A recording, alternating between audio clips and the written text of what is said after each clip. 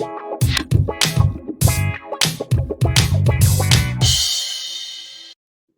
Major, what is an advice that you would give to budding quiz masters when creating questions?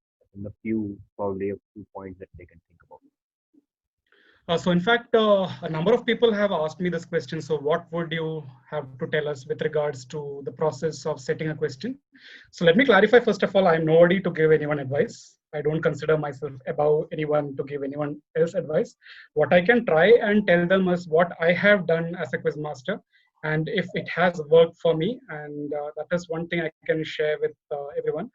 My process, the process I follow, the kind of inputs I take, the kind of minute things that escape most people's attention, but still overall, when put together, they give the impression, a good impression during the quiz. So I actually have a few slides. I'll share the screen and do this.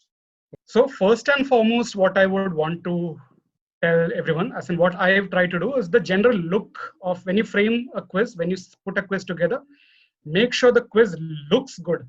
The content, everything is fine, but it should be visually appealing. Don't go for some over complicated, some monstrous layout. Nice, simple layout where the background is clear, contrasting colors, and everything can easily be visible. If you're using, let's say, a black text, then have a white background, just to ensure that it's easy on the eyes of the people who are attending the quiz. Now, like I had mentioned earlier, people are attending your quiz, sparing the time that they could have utilized elsewhere. So you have to ensure that people who attend the quiz have a good time.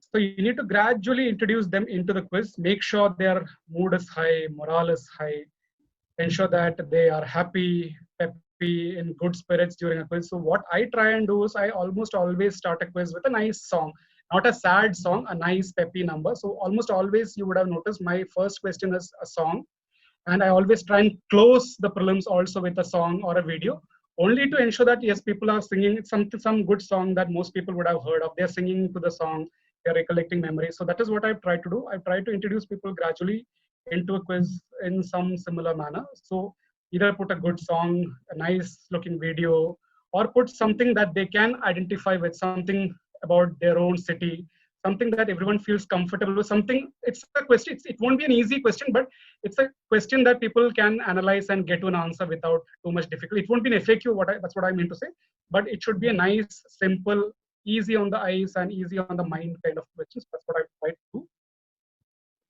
Now, always remember the content, the size of the content of the slide. There should not be any kind of excess information on the slide. So basically, people are spending 3 or 4 hours at your quiz. So you should ensure that they sit through those 3 or 4 hours without being bored. So try and keep the text to the minimum.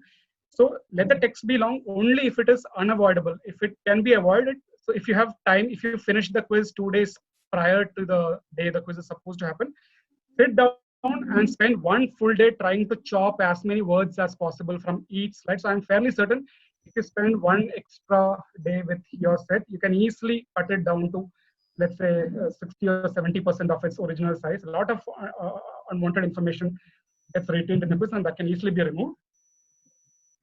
Now, like Alfred Hitchcock once said, there are 3 elements that go into making a great movie. What are the 3 elements that go into making of a great movie?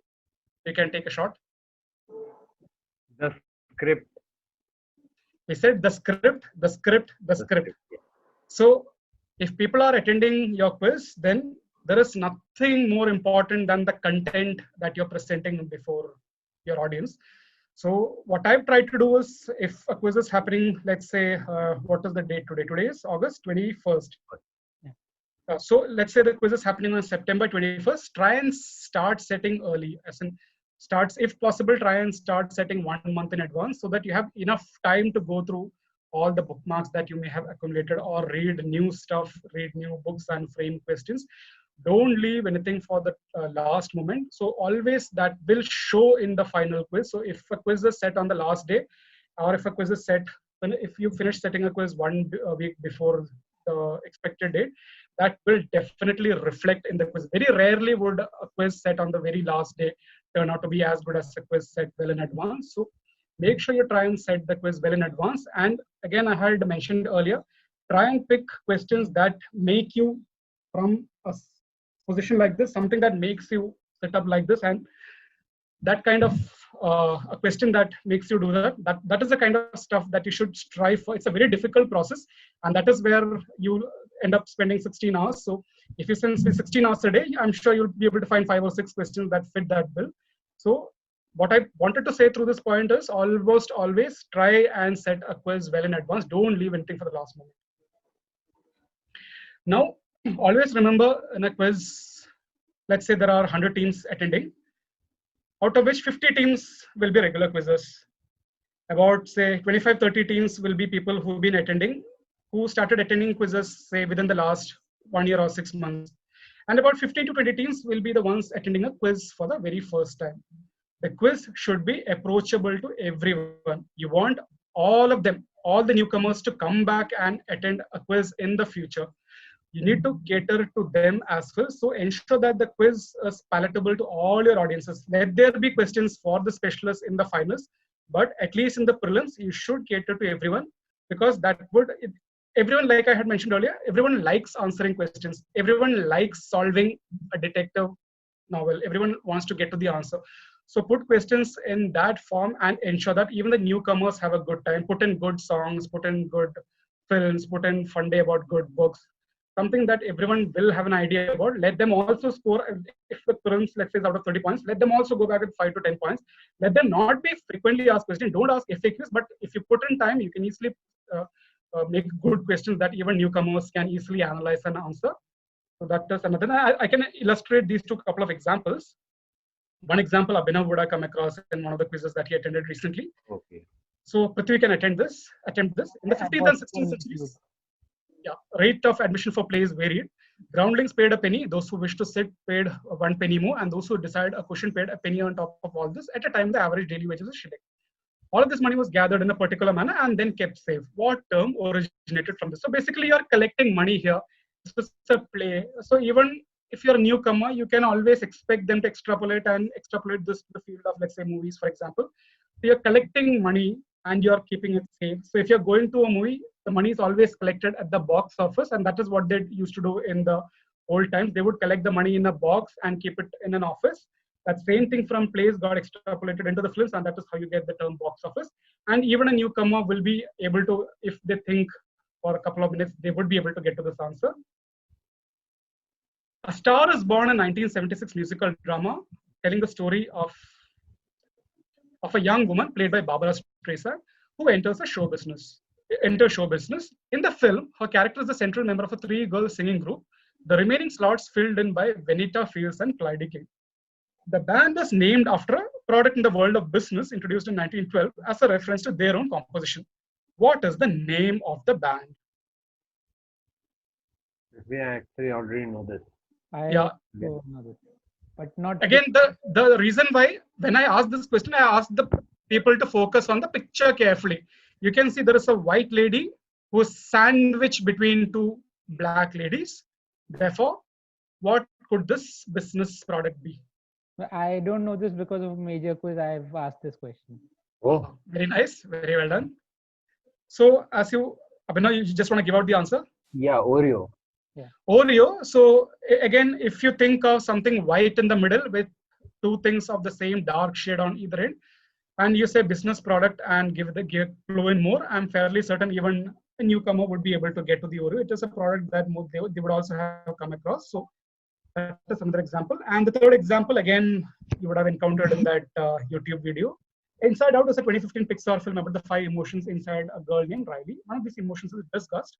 According to the director Pete Docter, the look of these emotions was based on something apt in the context of a kid like Riley. So what exactly is the emotion of disgust based on? Let's say you're asking this question to a newcomer. You're telling disgust, something very apt in the context of a newcomer. Look at the fact that the character has a thin body, a wide head, and then greenish in color, frilly things. So disgust, child, green in color. Even a newcomer would definitely be able to get to broccoli with these clues. So The point of these questions is to tell everyone that everyone likes answering questions, newcomers especially. Keep them in mind while framing a quiz, when setting a quiz. So ensure that they also have something to go back with. They need not be frequently asked questions that everyone would have encountered since childhood. They can be good questions if you put in the time and present it accordingly. Next up is workoutability. So there are two ways of asking a question. A question can be asked without any clues at all. You can ask the entire question in one single line, or you can put in clues into the question and ensure that even if you don't have an idea about the question, the residual knowledge that you accumulated over the last so many years of your entire life come in handy, and you can put these things together and get to an answer. So I'll give an example with regards to a question that we answered in the 2014 Ask Khan science quiz. So the question was about economic theory used in the field of history. So they said economic theory and history. So it was a question that linked economic theory in the field and the field of history. And the question was framed in such a way that they said the name of this principle comes from somebody who is one member of a group of 9. And then the second part of the name is something that refers to measurement. That was the thing. So economic theory plus history, combination of economic theory and history, what is that called? So two parts to the answer. It's a single word. The one part comes from a member of a group of 9, and the second part would of course refer to measurement. So we started thinking, okay, who could be this group of 9? So ultimately we figured, okay, these could be the muses. Since history is mentioned, there is a muse of history as well. So we started thinking, who could be the muse of history? So off the top of our head, we couldn't remember who the muse of history was, but we could remember the names of a couple of muses then. We could remember Clio and Calliope. Okay, then we said, okay, we only know Clio and Calliope. We need to pick one. What do we pick? We said, okay, let's go for Clio. Then we need to pick something that means measurement. So we thought, okay, if you have measurement and then statistics, I feel like what do we pick? Then the discussion, we discussed a bit and it's okay, let's put metrics. Why not? So we put Clio and metrics. The final answer we put was Clio metrics. Believe it or not, that was the answer. We had no clue of what the answer was. We just made use of the knowledge, residual, whatever knowledge we had over the last so many years, use the information given in the question, put it together and arrive at the correct answer. That, in my opinion, is what quizzing is all about. People come for this as well to a quiz and not just to answer a question that they have read about. There is no joy that comes close to working out the answer to a question that you had no clue to start with. That is what I workoutability. I have a couple of questions in this regard as well. Holiday farms with their main base in the Willamette Valley in Oregon are the world's largest producers of a crop. Each year, the firm plants more than 1 million 2-year-old seedlings, harvesting them after 6 to 8 years. The staff swell from about 250 employees to 700 in late October, working 16-hour shifts. To reduce the amount of time between harvesting and market, as well as due to poor road access, helicopters are used for transport. According to the production manager Mark Artels, theirs is one of the very few agricultural products where the product is worthless after a certain date. What crop do they cultivate? Prithvi, do you want to take a guess? I think I want to take a guess. Look at the clues in the question. I'll tell you why this is a workoutable question. Look at the fact that they plant crops every year, but this product is worthless after a certain date. Look at the fact that the staff swell to 700 towards the late October period, towards the end of the year. And look at the fact that even helicopters are required for transport. So if helicopters are required, it has to be something that is heavy. And this is a crop. So this need not be a crop that is like something like a cereal or something. It could be a heavy crop. And look at the fact that they're harvesting them after 6-8 years. So after a significant amount of time, toward the end of the year, helicopter used for transport, worthless after a certain date, put all this information together, what answer can you arrive at? So I was gonna say these are Christmas trees. And that will get you the full 10 points. These are Christmas trees. Staff swell in October because toward December, you need the maximum workforce on the field. And of course, helicopters are required to transport something as heavy as multiple Christmas trees. So you can easily make a question. You can simply ask this as a 1 or 2 line question, or you can put it in a form like this, which people will be able to. If you ask it as a 1 or 2 line question, it's more likely that people will not be able to answer. The purpose of doing a quiz is to ensure that people answer questions. There is no pride to be gained by setting a question that people cannot answer. You should be able to set a question that is to which the answer is not apparent in the beginning, but still people should be able to get to it with some kind of effort. So that is the whole workoutability thing. Also works because my initial guess was pumpkins for Halloween. Yeah. Very nice guess, actually. Very nice guess. I think I encountered this in a quiz of yours, and I think I said pumpkin as the first thing because October and again certain date. October, so But then, yeah, you could have ruled it out using helicopter when that heavy clue and everything. exactly how I ruled it out. H.R. Haldeman and John Ehrlichman were White House officials who served during the presidency of Richard Nixon and were implicated in the Watergate scandal. They shared a penchant for shielding Nixon from all the people who could cause him trouble. What nickname did they have as a result, which also hinted at their roots? Look at the fact that they're shielding Nixon. They are shielding Nixon. So think of synonyms for shielding or a shield. And their roots, Ehrlichman and Haldeman, are of course German surnames. You put Germany, you put something that is shielding, and look at the timeline as well. So that they would all point you towards the Berlin Wall. Berlin Wall.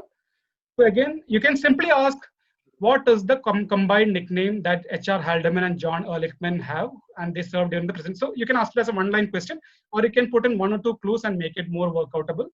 So that is what workoutability is all about, if you ask me.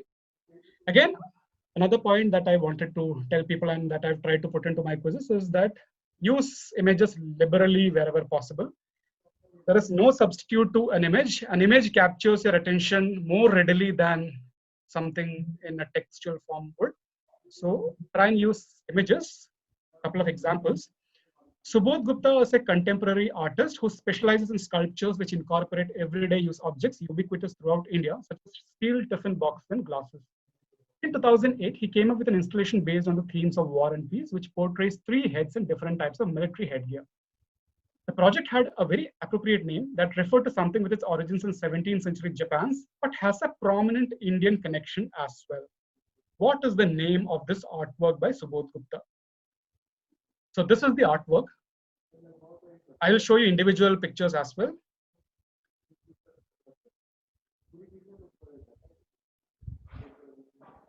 Look at the fact that there are 3 heads. See if there is something, see what is different about these 3 heads. Look at the manner in which he has created these 3 heads. Origins in 17th century Japan and has a very prominent Indian connect as well. What could be the name of this artwork? If you do want to take a guess, I kind of already know this. Okay. Again, what is different about these 3 heads? Look at how they are portrayed there. Is this related to the 3 monkeys, Gandhiji's The 3 monkeys, perfect answer, Gandhi's 3 monkeys. So in one head, the eyes are covered. In one, the nose is covered. In the other, the ears are covered. So the mouth is covered and the ears are covered. So a reference to Gandhi's 3 monkeys. Again, without the image, it would have been difficult. Just with 17th century Japan and Indian connection, probably you would not have got to the answer. But the image here will definitely get to the answer. So wherever possible, I've tried to put in images to support a question where the text may not have been good enough to arrive at the answer. So wherever possible, try and use as many images as possible. When a retired lawyer named Frank Neuhauser passed away in 1911 at the age of 97, all the obituaries chose to highlight the fact that he grew a flower in his home garden in Louisville. The flower, which gets its name from its narrow sword-shaped leaves, was coincidentally the reason why he became famous in 1925 and earned himself $500 on meeting with the president Calvin Coolidge and a new bicycle as a gift from his classmates. Which flower? How did it make Neuhauser famous? So the clues in the text here is in 19, so passed away recently. So I think this was a quiz that happened in 2018. And he passed away at the age of 97, and go back in time and that will give you his rough. So basically he was in school around then. Okay. Sorry, this should not be 1911. It should be 2011. 2011. It's 2011. Yeah. It's 2011. Passed away in 2011 at the age of 97. So if you go back in time, that will give you a rough timeline. So he will be in 1925. He will be in his teens, early teens, classmates, meeting with the president himself. Now, with this information, maybe it's not enough to get to an answer, but take a look at the image now. This was a cartoon that was put in that same obituary when he passed away. On the left is the flower in question. On the right is a cartoon of the guy in the question. B. I think this is a foxglove.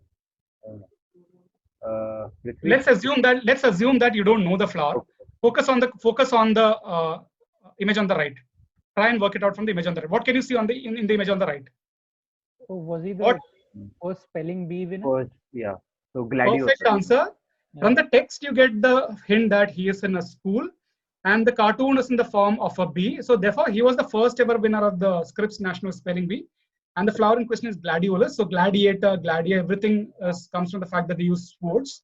And the first winning word was gladiolus. So again, without the text, it would have been, without the image, it may have been difficult to get to an answer. But the fact that he is in the form of a bee sort of helps you in getting to the eventual answer. So again, point here is that always try and use images wherever need be. Again, one of Saman's sources. In his work, This Divided Island, penned by Saman Subramanian, he exposes the horrors of the Sri Lankan conflict with forensic clarity. The book opens with the nation being compared to an item as the explosive issue begins in the north. What is the nation compared to? And the map of Sri Lanka is given as a helpful hint. Look at the shape of Sri Lanka. Explosive issue begins in the north. Okay. The book opens, explosive issue, north, and the map put everything together. What does it compare Sri Lanka to? Is this the Anar from Diwali? No, You are on the right track in a way. hand grenade, Okay. simply. This is a hand grenade. Okay. So he compares Sri Lanka to a grenade because it looks like a grenade. In outline, it looks like a grenade. And the insurgency began in the area of Jaffna. So you can see that bit is actually lifted from the top of the image. With regards to the map, it looks like lifted. So it is like a pin of a grenade being taken out from the grenade, and which is what the second paragraph is referring to. So without the text, without the image, it may have been slightly difficult to get to the answer. But if you look at the image, the shape of the map, shape of the country on the map, etc., definitely will confirm your answer that this is a grenade. This I mentioned earlier, cater to your audience always. If it is a school quiz, ensure don't put open level questions in a school quiz. If it is an open quiz, again, you can put school level questions in it, but don't put too many school level questions in it. If you're doing a quiz, let's say in Delhi, try and put in a couple of questions on Delhi. People would always appreciate answering questions about their own hometown, village, or city. Make sure people are comfortable with the quiz. So, and have or something about their own personal lives are referenced in the quiz some form. One example, so this is a quiz that I did in Calcutta. So this was the Nihilant General Quiz 2019 at IIM Calcutta. The Kuchipudi dance repertoire contains several invaluable temple ritual dances which are rarely performed. One of these is the 18th century variant called Dash Nandini, which was revived by famous Kuchipudi guru C.R. Acharya in the 1980s. In the past few years, the dancers Vasanta Lakshmi and Lasya Narasimhachari, Reshma Yuvraj have all performed it to great acclaim at Kalakshetra, Chennai and Kerala. Now, the final segment of the dance involves complicated feet movements, the dancing floor being a white cloth sprinkled with red colored powder. The performance concludes with the dancer becoming the personification of someone. What exactly does the dancer do in this dance? And this would fit in perfectly in Calcutta and Bengal in general. I'll play a video here once you've read the question, but you can try and take a guess without the video as well. You can take a guess without the video, and if it's not correct, I'll go to the video. Look at the fact that if you look at the small black thing at the bottom, you can see that the dancer is standing on top of a white cloth on which is sprinkled red colored powder. White cloth with red colored powder sprinkled, and the dancer is dancing over it. what does the dancer do in this dance? And this would fit in perfectly in a place like Calcutta or Bengal in general. This was the first finalist question at a quiz happening in Calcutta. Is this the Durga And this is like, the thing is, it's a question about that fits in perfectly, but you don't need to be somebody from Calcutta or West Bengal to answer this. Major, is this the Sindoor dance that women perform in Durga Puja? I need you to specifically tell me what the dancer does on this dance. I am thinking, is this a recreation of Ma Durga killing Mahishasura and stepping out basically in a blood pool and things like that? So basically, the blood. Okay. Okay, you're on the right track. Or just give me the blank. Durga Puja is the right angle.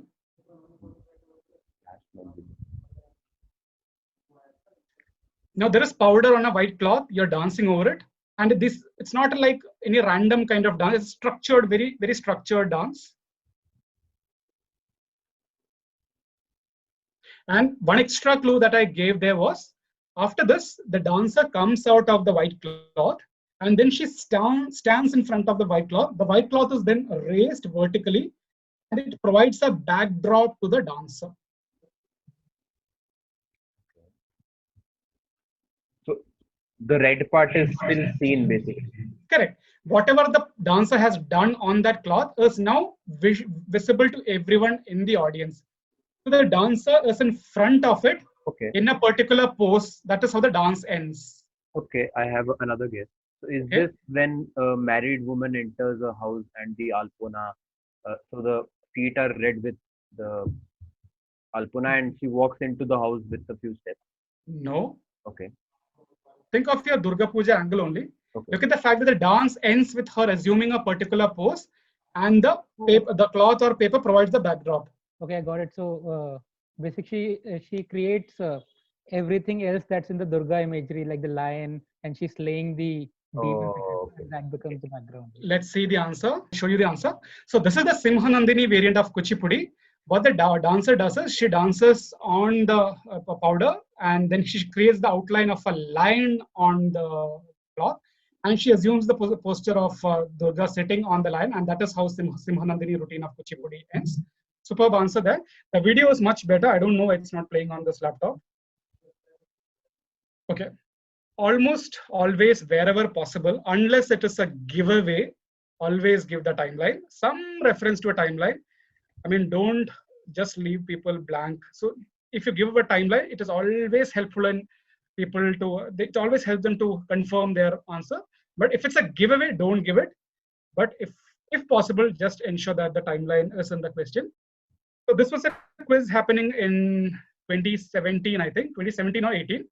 For more than 3 decades now, beachgoers in Florida have spotted certain items washing up on their shores. These items, many square feet in size, are handed over to the police, who then transfer it to someone else. These things generally have some serial numbers on their darker side, which helps to ascertain their exact nature. After this, they are usually moved to an underground silo for storage. What exactly are these things? Look at the fact that this is Florida. For more than 3 decades now, the quiz was happening in 2017 or 18, slightly more than 3 decades from 2017 or 18. Without a timeline, also you can get to an answer, but if the timeline is given, there is only one thing that will fit in with this. What could it be? Columbia disaster. Not just Columbia though, right? This is basically any space. No, not Columbia. Challenger. I always confuse the two. Yeah, Challenger disaster 1986. So these are pieces from that. Yeah. Perfect answer. So this is the debris of Space Shuttle Challenger. Now, without the 1980s clues, it might have been difficult. But now that you give a 1980s, people definitely have a timeline to work from, and they can always confirm your Challenger answer. Columbia would have fetched you -5, but yeah, in such instances, which is why I'm surrounded by good teammates. Yeah. So what you had mentioned earlier, try and be as vague as possible. Quizmaster, this is that space shuttle that exploded in the mid-1980s, but I've fetched you +10. The Lunokhod program was a series of Soviet lunar robotic rovers designed to land on the moon. Lunokhod 1 landed on the moon in 1970 and was the first remote-controlled robot to land on another world, and Lunokhod 2 repeated it in 1973. Even though the project came to an end after this, the design of the Lunokhod returned into limelight once again in the mid-1980s. This was because remote-controlled bulldozers, the original choice for a particular task, weighed tons and therefore were ineffective to assist in the scenario. The Lunokhod designers were called back from retirement and came up with 2 rovers for the job. Where did the lunar rover design find use?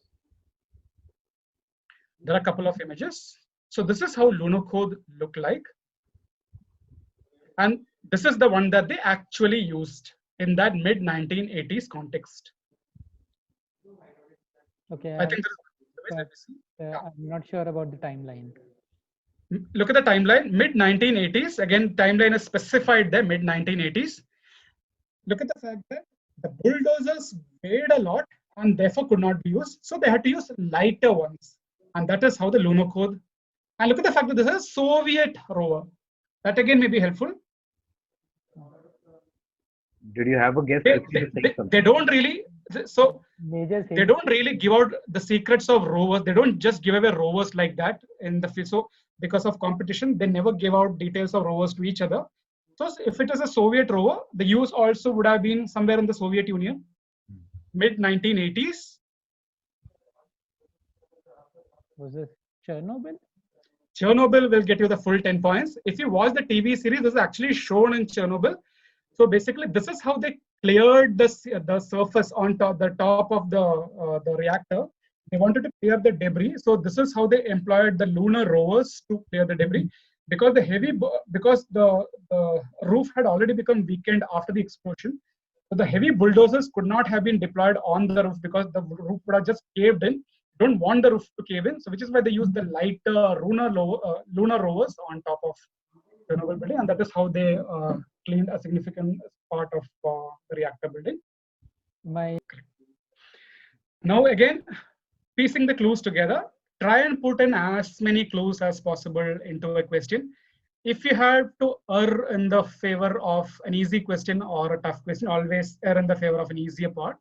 Because again, like the eventual aim is to get your question answered. One example, the National Shrine Basilica of Our Lady of Ransom is a church in Vallarpadam in Kochi. It is thought to have been set up in 1524 by the Portuguese missionaries who accompanied Vasco da Gama. The church is famous for a particular ritual that is undertaken outside the building by devotees. This offering is believed to make their wishes come true and metaphorically cleanse their souls at the same time. The church saw a lot of fresh faces in the first half of 2014 doing this. Among them, a famous lady who was a representative of these people. What ritual? Who were these people? There is an image. The lady you see in the pic is the one referenced here. Very, very famous lady otherwise. Any guesses? Look at all the clues in the question. Ritual is undertaken outside the building, outside the church. You're trying to metaphorically cleanse your souls. Fresh faces in the first half of 2014. So put all these together, what could it be? I have a guess for the second pass. These were Miss India contestants. And why do you say that? Because basically this would be someone who runs the competition, and she took them for the cleaning. The cleansing fresh faces thing led me there. That's the only part. It's a metaphorical cleansing. Okay. So what kind of ritual can you undertake outside a building or outside your own home, which is a form of cleansing, you could say? You go outside your house, immediately outside your house. It's a ritual that you would have seen happening regularly outside your own homes to cleanse the outsides of your home. Okay, I have a bad guess. So is this somebody from Aap and a Jhadu? Oh, okay. Perfect answer there. I don't know. Okay. So this is the ritual at that church in Vallarpadam. They actually clean the church courtyard with brooms. They actually sweep the outskirts of the building, And that is how they, because a broom was used to clean such a location, so you're trying to metaphorically clean your own souls by undertaking this ritual. Now, first half of 2014, what was the prominent event in India then? That was the 2014 general I was elections. thinking BJP initially, but after that you said. So this is why the Aam Aadmi Party supporters in Oh. Kochi, they went and undertook this ritual because the broom happens to be their election symbol, which is why they thought, okay, let us go and do this and get some publicity. And that is Anita Pratap, the first lady to interview with Prabhakaran, LTD. So this is why the question had multiple clues. You spend a couple of minutes if you put them together in the right way, you can get to an answer like how Abhinav just did. Again, you would have seen this question in the Bhopal quiz. These objects were the gadgets of choice for a particular purpose from the 2nd to the 4th decades of the 20th century, but they became obsolete by the 5th decade of the 20th century. What was the utility of these items? What led to their relegation? Again, the multiple clues here. First of all, you have very helpful images. You have someone who is in military attire, keeping 2 long tubes to his ears. And they look like some sort of a receptacle pointing towards the sky. Something very similar in this picture as well. And if you look at the question again, you have a timeline as well. The 5th decade is the 1940s. So of course, either of you can give out the answer. So I haven't seen. So Prithvi, let Prithvi answer then. I do remember because I answered it also. I must have missed it. You have a timeline. What happened in the 2nd decade of the 20th century? And what happened in the 5th decade of the 20th century? What common thing happened? Something of a common nature happened in the 2nd and the 5th decades. The World Wars happened. The World Wars happened, yes. So the person is in a military attire as well. So what could be the utility of these things? Oh, was this used to basically get an early warning sign about the airplanes coming in the... Perfect answer. These were receptacles for sound waves. That he's listening for sound waves. He's capturing the sound waves in a very crude manner and looking for enemy planes approaching. And what led to their relegation? Oh, Once you got to that bit, the electronic radar. Radar led to their relegation. 1940s is when the radar came into being, and that is when these crude instruments were no longer required. Again, so multiple clues in there. You piece them. The answer is not apparent to you at the first look, but you piece them together in about 30 seconds to 1 minute. You have the images are very helpful in that way. Exactly. It was recovered in the first week of May in 2000. In 2003 from the Blue John Canyon in Utah. But this task was not easy and required the full efforts of 13 National Park Service rangers, a grip hoist, and a hydraulic jack. Now, shotgun primer charges and drills were carried by the officials in case these methods did not work. After being recovered, it was taken to a nearby hospital where it was incinerated after thorough examination. The remains were then very appropriately scattered at the location of recovery 6 months later. What? Given up during a certain ordeal are we talking about? Given up during an ordeal. An ordeal. A certain ordeal, something bad was happening, and someone had to give up something. Look at where this is happening. It's happening in a canyon in Utah. Oh, okay, got this. And this is a grip hoist, a hydraulic jack. A hydraulic jack is used to lift very heavy weights. Look at the fact that they took it to a hospital for examination. Again, multiple clues in there. A canyon is referenced. The fact that this thing is very heavy lifting equipment is required here. Oh. Taken to a hospital. After incineration, it's scattered. If it is scattered after incineration, these could be, of course, ashes. Somebody was in an ordeal and had to give up something. What was this thing that was recovered? I think Prithvi has the answer. I don't know the name. This is the guy. I don't want the name. You can simply explain what it is. This is the guy who was stuck in that under that boulder, and they made 127 hours on him. Oh. Perfect answer. So this is Aaron Ralston. If you've seen 127 hours, his hand gets stuck in the canyon between the boulder and the canyon. He could not wriggle out. What he did, he actually cut out his hand. His hand was left behind. And this is what they did. They went back and removed that boulder, got back his hand, examined it, burnt it, and just like you would scatter your ash, the hand is now dead. So his hand died at that location. So they went back and scattered the ashes at that exact same location. So again, Priti got the answer in about 30 seconds. So you put in enough clues, and even if you had no idea to start with, you can still get to an answer. So that is a couple of examples to illustrate that I point. kept thinking something about a fossil. I was thinking mammoth. I don't know. One last question to illustrate this. Again, you would have seen this in the Bhopal quiz. Yeah, this I. In the late 1990s, this gentleman, the son of a Hawaiian father and an English mother, developed serious damage to his spine. He began falling over in the shower in the mornings due to a loss in his sense of balance. He finally discovered that 2 of his vertebrae were fusing. The doctor told him that he had to have an operation or risk becoming quadriplegic. He underwent surgery, wore a neck brace, and was forbidden activities like bending, etc., for several months. However, it was revealed that he would have to bend impossibly back soon on the roof of the Semantic Corporation building in Sydney. What was happening and was against medical advice. Late 1990s, bending impossibly back on top of a building, Hawaiian father, put everything together and you will arrive at Keanu Reeves. Keanu Reeves shooting for the bullet time sequence in Matrix.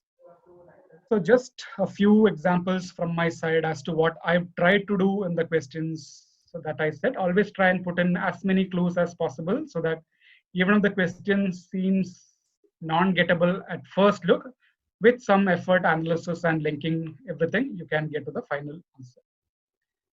Some subtle extra cluing can also be done. And here is an example. Read the question and tell me what is the subtle clue here. The Army Navy Screen Magazine.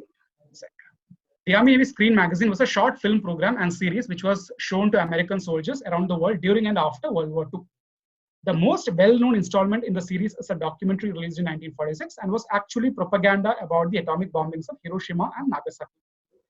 What 1859 title was borrowed for this film, which told the story of what happened here? Again, you can get to an answer without that subtle clue as well. What is the answer first, and then see if you can spot the subtle clue. Look at the fact that this is about atomic bombings of Hiroshima and Nagasaki. It's an 1859 title. And look at the way, Tale of Two Cities, that is what the second half of the last sentence is all about, tells the story of what happened in two cities. Therefore, a tale of two cities. What is the subtle clue here? This was a prelims question.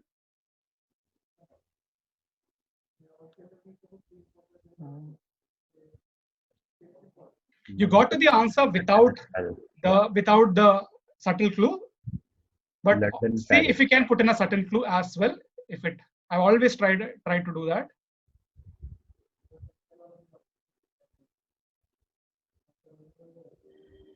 It's in your face kind of clue. It's there. You just need to spot it. Okay. Okay. For the previous few questions that I showed with each topic, the question numbers were 1, 2, 3, 4. Here the question number started with 2.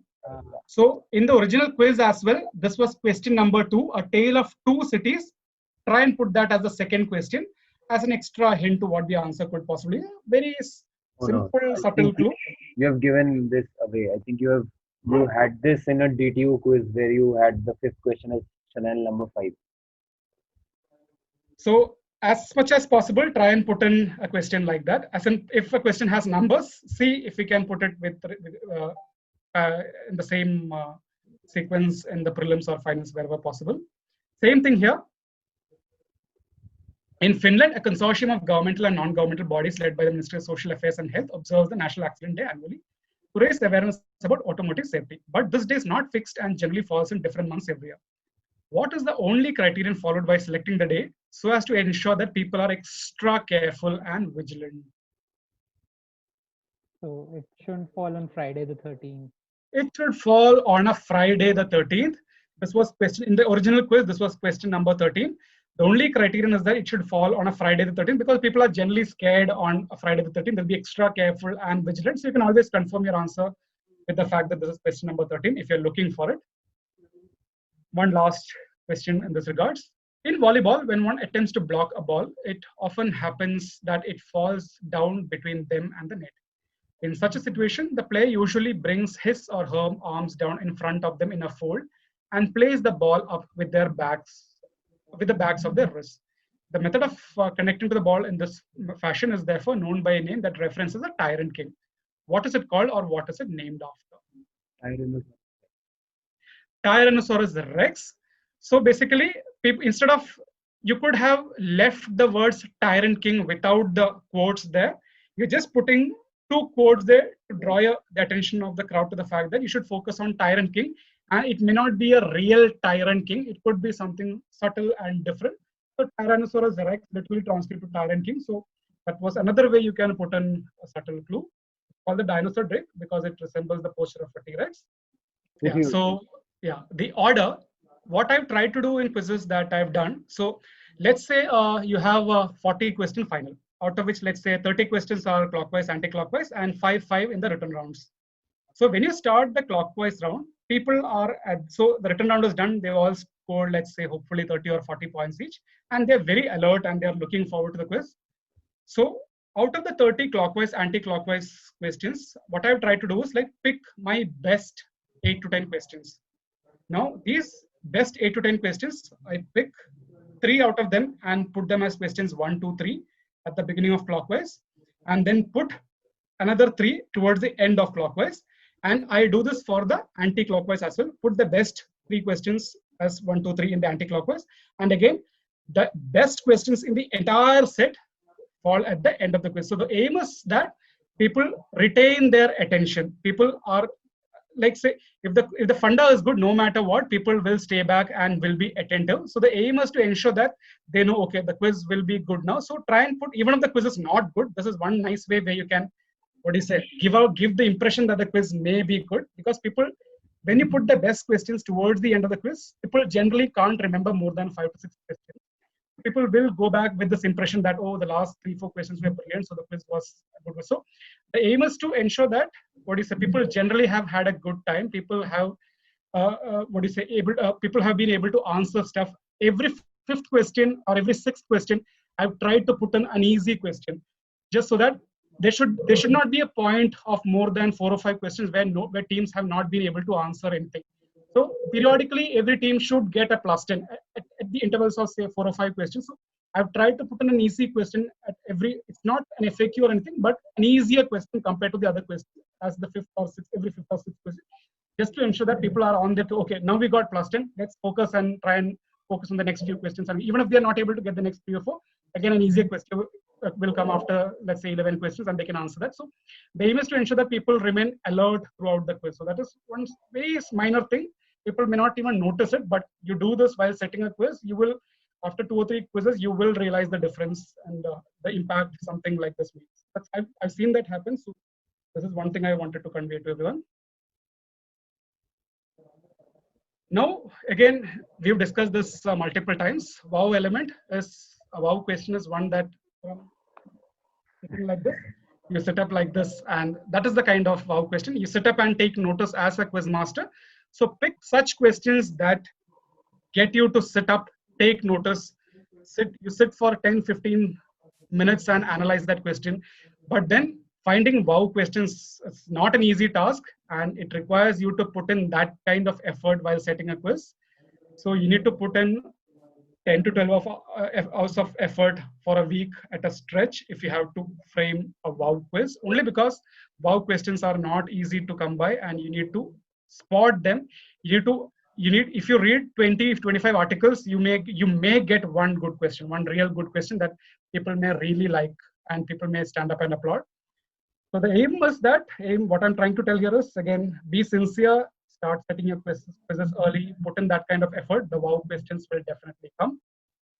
One example, that one question where when I found the funda, I actually sat up and I just couldn't believe this was in the question. It wasn't in the source, and I missed it when I watched it first.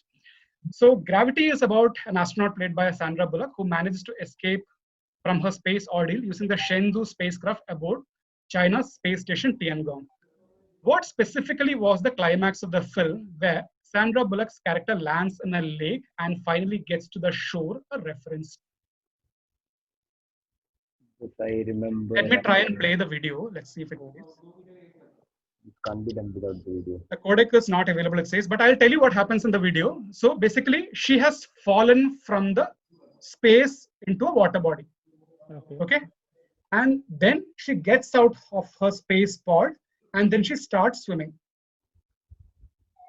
Now, when she is swimming, multiple organisms are shown in the background. They show a fish first, then they show a frog, and then she is gradually moving toward the shore, and then she is on the shore. So at that point, half her body is on the shore, half her body is in the water. And then she crawls up onto the shore on 4 legs, and then she stands up on 2 legs on the shore. So what is the climax of the film a reference to? I think you gave it away with that description. No?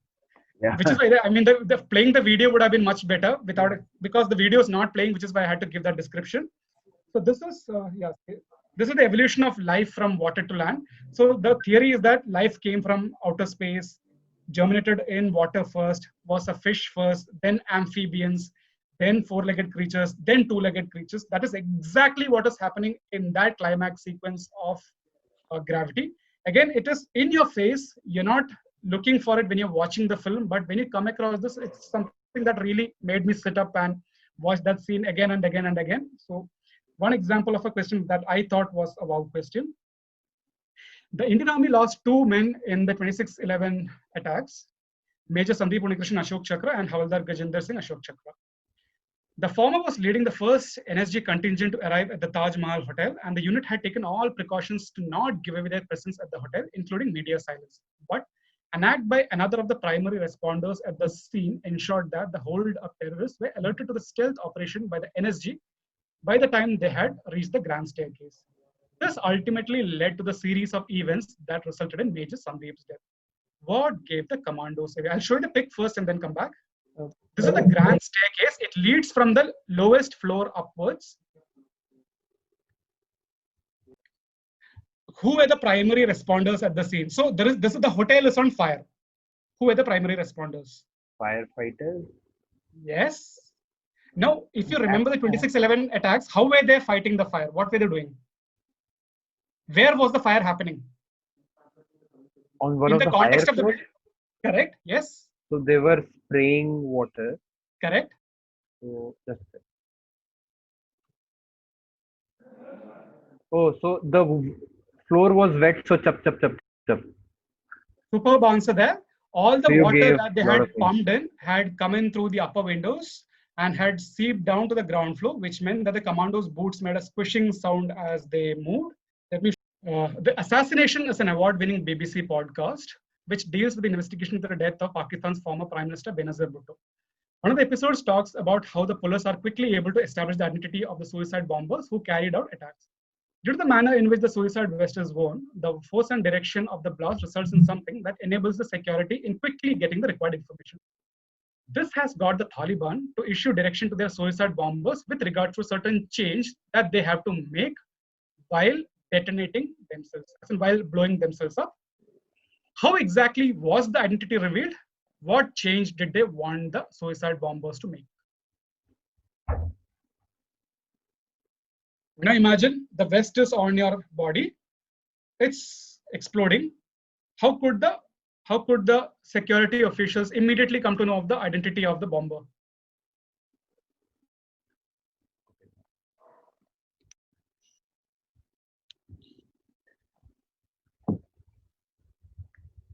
Again, what are the very basic aspects of any person's identity? Face basically. So they're trying to Yes. hide So their face. what originally was happening was when they were blowing themselves, the face was retained, the head was in a separate piece. So they had the face of the person readily available to them. They could simply click a picture and then compare it against a database and find out who the bomber was. They could use any of the surveillance footage to find out who the bomber was, because the face was almost always preserved during a suicide bomb attacks, which is why the Taliban has now said, whenever you blow yourself up, always look down and then blow yourself up, because the force of the explosion would mean that your face is also shattered, and therefore the identity of the suicide bomber cannot be ascertained. So this is how suicide bombers work these days. They blow their faces also up just to ensure that their identity is not given away. So this again is like, yeah, I just saw your expression, so probably tells me that this probably was a wow question. So this is the exact same expression that I had. This question was actually contributed by one of my friends. So that is another thing. Always be on the lookout for fun day. say something we discussed during the last 3 or 4 hours. I might have got a clue or hint from, okay, he said this looks like a nice question. I should go back and research and form a question out of this. Always look out for fun day. Look out, keep your eyes and ears open. Talk to your friends. Always ask people if they have something to contribute. Feel no shame in asking for questions at all. They are better than the question that you always say. So that is the end of the small thing that you asked me a question on what I wanted to, what my advice to young budding quiz masters would be. It's not an advice. I'm nobody to advise anyone. This is what I have tried to do. This is what I think has worked for me. That is all I have to tell you, whatever I just showed you.